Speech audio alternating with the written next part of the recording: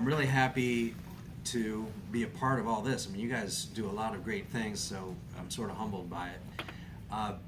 When Ray asked me to talk about the extracurricular things that I do in the nonprofit world, first I thought, well, God, you guys are really hurting for speakers.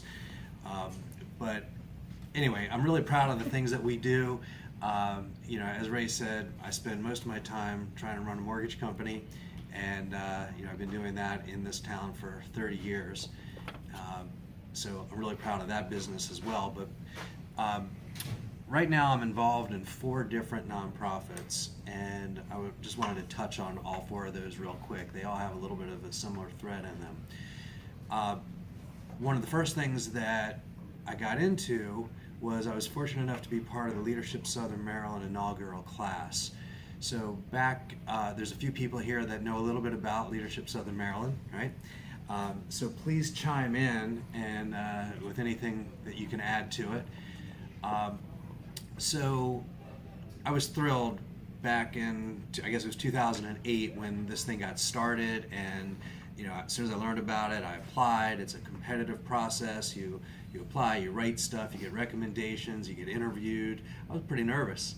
And anyway, at this point it was brand new. So what Leadership Southern Maryland is, so a little bit of an advertisement for it, is we're there to basically expose people to our community. It's a tri-county thing, and what we learned is that everybody has a little bit of a focus. They're all in a silo in their own county, for instance, or their own section of the county, or their own business or sector.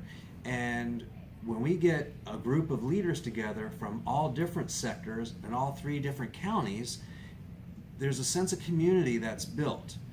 And when you build that community and you talk about things that are a little touchy-feely, that are a little bit uncomfortable, that you tend to really establish a real connection with your classmates. And with that connection with your classmates, you're empowered.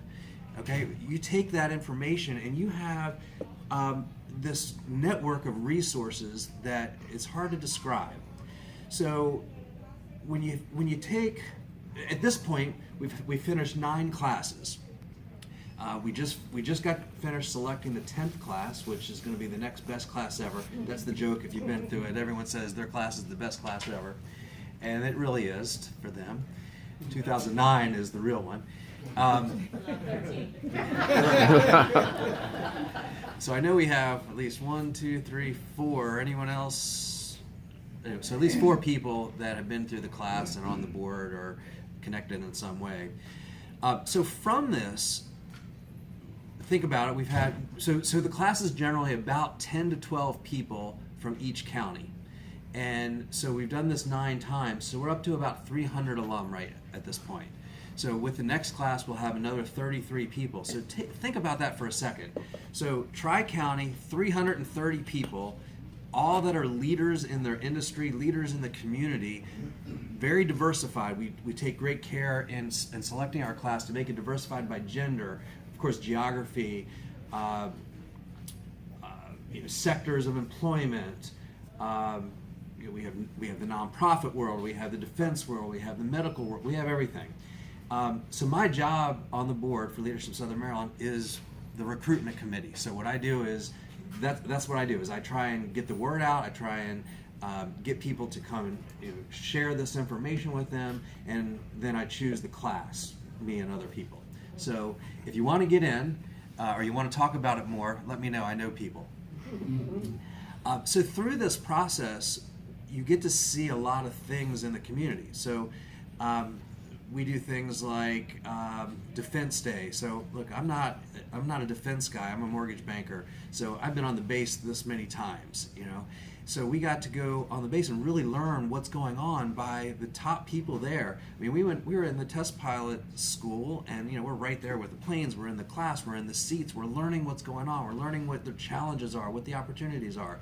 We have Energy Day. We went and toured Calvert Cliffs Nuclear Power Plant. When you walk across that thing and it's humming, I mean, I'm telling you, it's pretty powerful to think about what's going on there. The Dominion Cove Point natural gas plant. We find out what's going on there.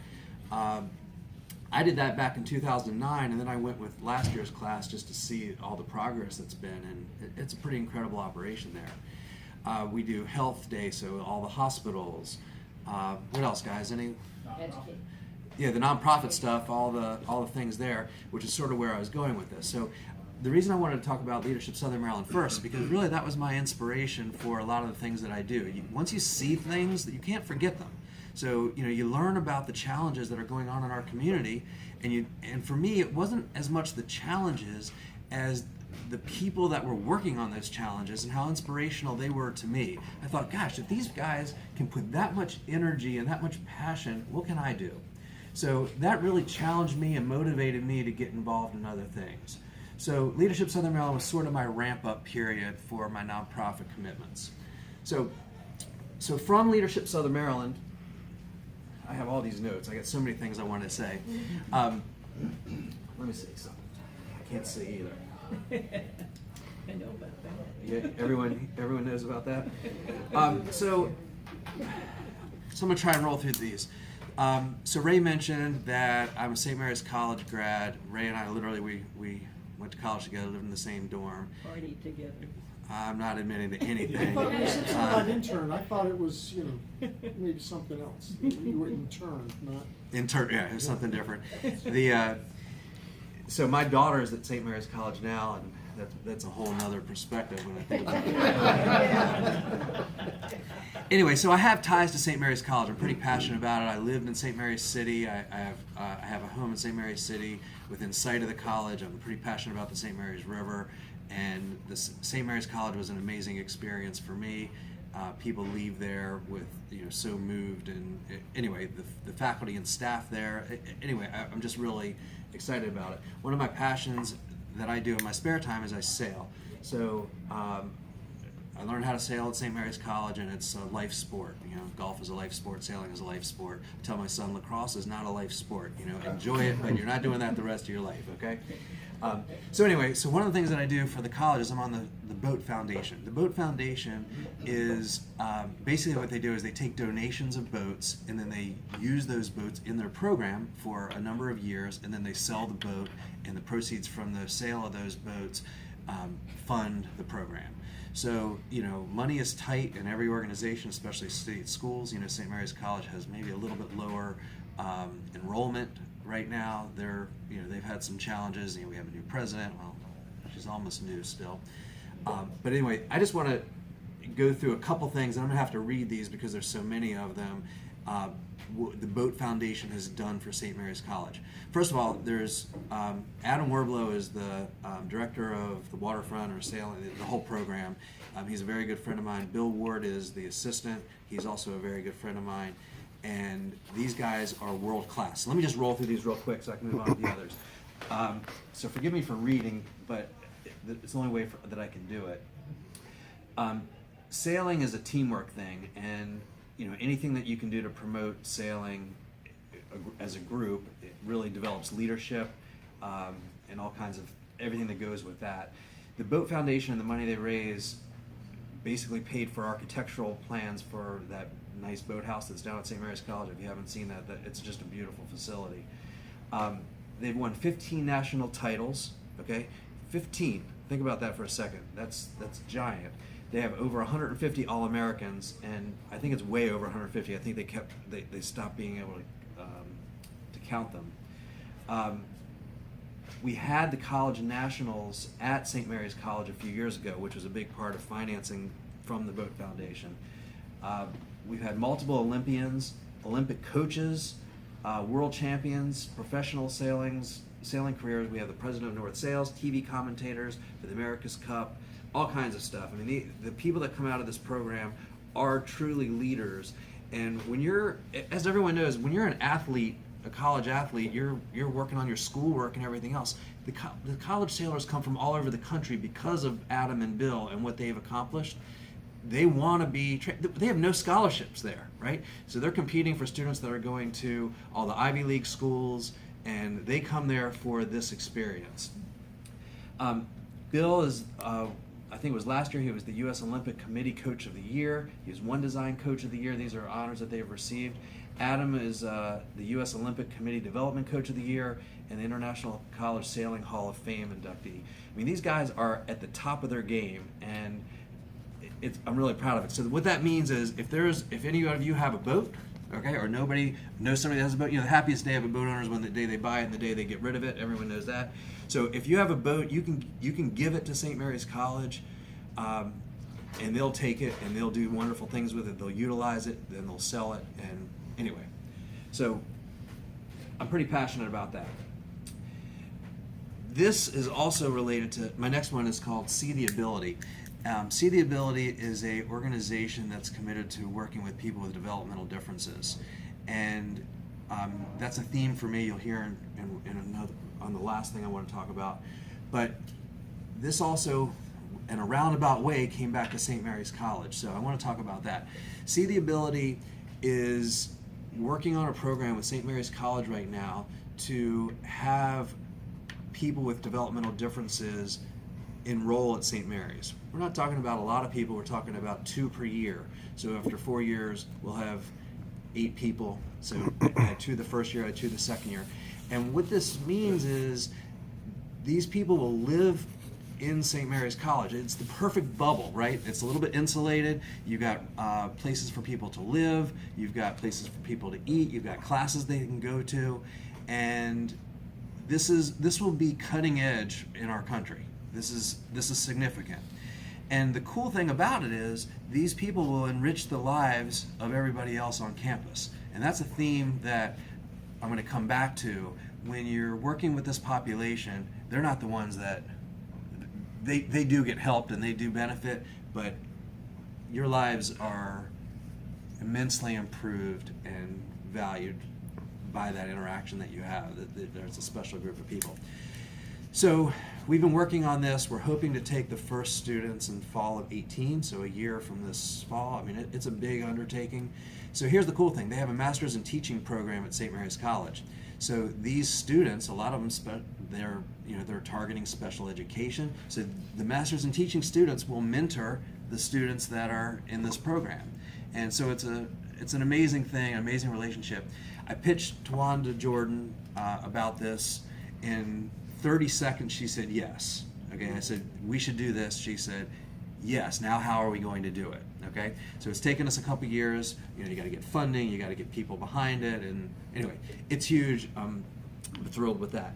So my quick plug on See the Ability is our big, one of the big things that we do in addition to that is education. So we have a conference once a year. The theory here is, the founder is Catherine Grube. Catherine, and she's the executive director, she says she has a child with Down syndrome. She takes this child to the doctor. People don't know what to do with him. Okay, she takes him to this place. She doesn't know what to do with him, and so her theory is we're going to educate people. So she has a conference every year. We invite all the school teachers in all 3 counties to come to this. We raise money, so I think we charge them like $3 or something so that they can, they're committed to it. And we bring in trainers or speakers from all over the world. We brought in a whole group of people from London last year, some people from Florida. I mean, these are cutting edge people, cutting edge speakers that we're getting to come to this. We also do an event called Slack and Field. It's at Woodlawn Farm in Ridge. It's November, I'll tell you the date in a minute. And it's a 5K trail run, and it does raise some money, but the main thing is we have an advocacy speaker there. There's a guy who worked at Steny Hoyer's office and worked at Bonnie, do you know who I'm talking about? David Egan.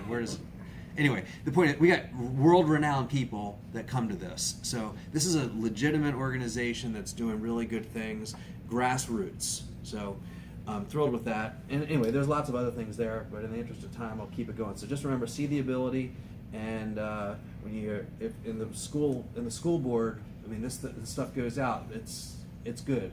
We try and organize it on it. Last year it was at St. Mary's College, and we try and organize it on a day that is a teacher development day. Is that the right term? Professional development day. There you go. It's on, next race is Sunday 11/5, and it's a beautiful venue. If you've not been to Woodlawn Farm and the trail run, they built this trail through the woods along the water. I mean, it's just beautiful. 3-mile walk, hike, whatever you want to do, and there's music and the whole deal. So last thing is, I am the president of Southern Maryland Community Resources, SMCR, and SMCR is inclusive programs for people with developmental differences. And Bonnie Elwood is here. Bonnie, raise your hand. She's our executive director, and she's the engine that could. Okay, what this woman does is absolutely unbelievable, and she should be the one up here speaking. But we would go for an hour for sure. So the people, so I mentioned I have this passion for supporting the people with developmental differences. I have no history of, no connection to people with developmental differences in my family or in my life, but I met Bonnie and she explained things to me, and like I told you before, once you learn something, you can't unlearn it, you can't unsee it, you're motivated to want to try and help. So my contribution to that organization is not necessarily hands-on, but I'm trying to bring the business aspect to it. I'm trying to be organized. I'm trying to do all of those things. We have a phenomenal board. Just a few people you might know: Julie Randall, Glenn Ives, Bonnie Gateau, Father Mike Wilson at Our Lady Star of the Sea, in Solomons, Andy Geitz, Rocco. You know Rocco? Rocco Aiello. He's in this community, and others. So we have a really phenomenal board. We appreciate it. Asky does our books. Thanks. So here's the thing there, and this is the one message I wanted to get across to you, is the message of inclusivity, okay? So there are lots of opportunities for people with developmental differences in our community. There's the Center for Life in Richmond, right? Does everyone know what that is? There's the ARC of Southern Maryland. There's Bay CSS. There's, what else, Bonnie? Those are good. So these are all programs, think about it, that people with developmental differences can go to. We call them day programs. And they're supported, and they have other like-minded people there, and it's something for them to do. And that's all great. But what we're talking about is inclusivity. This population needs to be included in what everybody else does, okay? What I learned is these people are the loneliest people on the planet, and the people that are in these day programs are just a very, very small subsection of this community. So we had a table at the county fair a couple of years ago, and I sat there for an afternoon, and people would walk by and they would talk to me, and I would ask them, hey, do you know anybody in this, that has a developmental difference? And I want to tell you, they didn't fess up immediately, and it took a little bit of conversation, and almost everybody I talked to, now maybe they were predisposed, those are the ones that stopped, but somebody in their family has this challenge that they're dealing with. And it's estimated that there's 20% of our population has some form of developmental disability. And we try to put our finger on those numbers. There's not great statistics. We have really great advocates at the state that love what Bonnie's doing and this organization. Governor Hogan's office has been a really great supporter. Anyway, but here's what we're doing, Southern Maryland Community Resources. We develop programs and initiatives to make these things inclusive. So real quick, we have a walk and roll club. So the idea is that we're trying to train people with developmental differences to be able to participate in things like the run last Saturday in Solomons that you were just talking about, the Jingle Bell Run, all these things, like come to the Slack and Field Run down there. So we make that program or that event inclusive. We're not having an event where all the people with developmental disabilities come over here and play bingo, okay? That's not inclusive. And this is going to be mandated by the federal government. This is the future, and we're trying to lead the way. We have a collaboration with all those day programs that we talked about. We have something at Healthy Movers. It's at the medically oriented gym where we bring these people to the gym, and they're in there working out with all the other people in the community. And it's an amazing thing. The people that are in there working out, they sort of adopt these guys, and they really help them. Again, who's the beneficiary area? I'm not sure. We have an award-winning program called Art to Heart, which was we did it at Rankin High School. We did art, dance, and music. And so our members would come and they would collaborate with the students. So here's the cool thing. We're changing things for the future. It's exponential. These students have really changed. They've come to us and said, through this experience, I know now I want to be an occupational therapist and work with this population. These people are going to be business leaders one day. They're going to be hiring managers one day. They're going to be their perspective now has changed, and they're going to be open to this population in a different way. So just to sum this up, we have a program coming up called it's a canoe paddle day at not to compete with your paddle thing, which, by the way, first year you guys are doing great, and the signs I'm seeing, I'm like, you're doing a great job. You're going to be great. We have an event called the Dragon Boat Festival. Has everyone heard of that? Please tell me you have. Okay. So the Dragon Boat Festival is going to be August 19th in Solomons, and last year we had 18 boats. This year we should have 33 boats. It costs $2,000 a boat. That's 16 people in a boat. That's $125 a person. Okay, and that's our major fundraiser, and that's what enables us to do all this. It's a full day of fun. They basically shut down the parking lots in Solomons, and I'm telling you, it's fun. You don't have to build a boat. Okay, that's always the big question. So we have these 40-foot long boats. 16 people goes in. One person's up there drumming, and we love it if the boats had somebody with a developmental difference in them. We'll pass out real quick. We have flyers on it and some information about Southern Maryland Community Resources, SMCR. But the canoe day is, again, we're trying to have a broad-based thing for our population and others. And I know you guys are a do-gooding organization and you raise money for various things. We're trying to raise $250 to underwrite this program. So if that is something that you guys have any interest in, we'll give you whatever credit you can. But we have to have instructors. We have to have all kind, lifeguards. We have to have all these different things. So we're looking for a $250 underwrite for that program. Bonnie, what am I missing? Anything? I could go on and on, but I won't. Barbara's she's ready to give me the hook. Anyway, thank you all for letting me come. Steve.